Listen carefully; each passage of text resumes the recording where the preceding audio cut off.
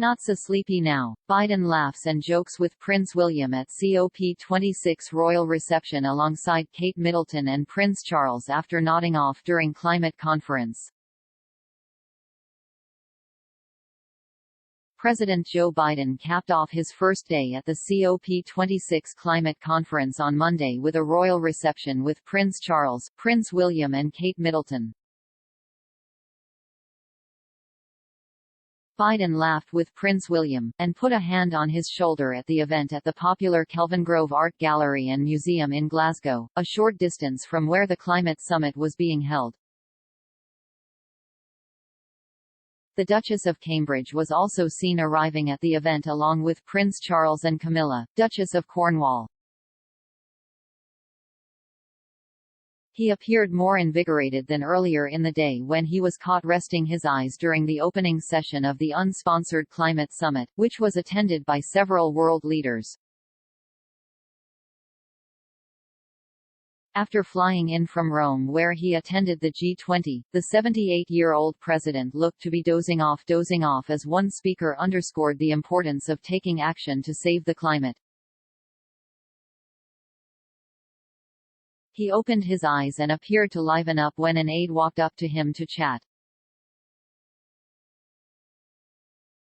Biden then sat forward and rubbed his eyes as Italy's prime minister took the stage. It came just hours after his G20 press conference on Sunday night where he reverted to a pre-approved list of reporters to answer questions and fueled further attacks from critics questioning his fitness to be president. British Prime Minister Boris Johnson hosted the evening at the recently renovated Art Gallery, which contains 22 galleries, housing a range of exhibits, including Renaissance art, taxidermy, and artifacts from ancient Egypt.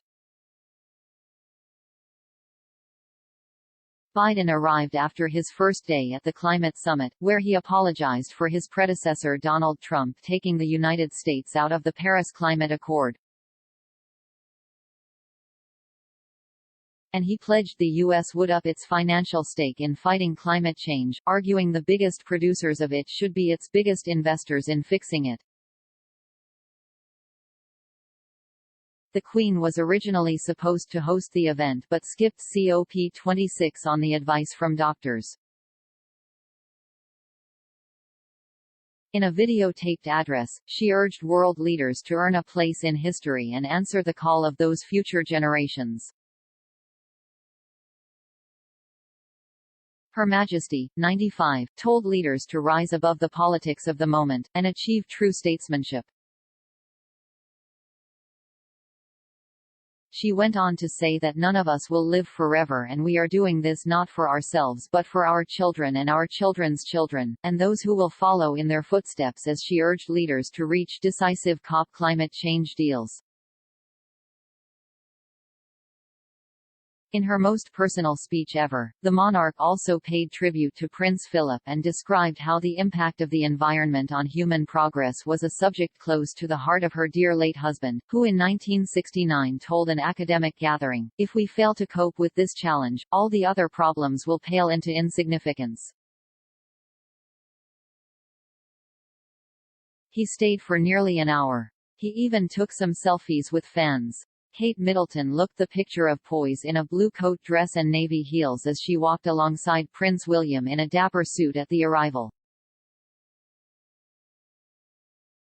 Wearing her hair back in a low bun, the Duchess opted for a glamorous makeup look for the ceremony tonight, where she was hosted Prince Charles, Camilla, Duchess of Cornwall and Boris Johnson, as well as key members of the Sustainable Markets Initiative and the winners and finalists of the first Earthshot Prize Awards. Her custom dress came from Eponine's SS20 collection and made from a double wool crepe fabric. The price is available on application, but similar dresses cost around $3,278. Meanwhile, Camilla, 74, opted for a teal Bruce Oldfield featuring buttons recycled from another outfit.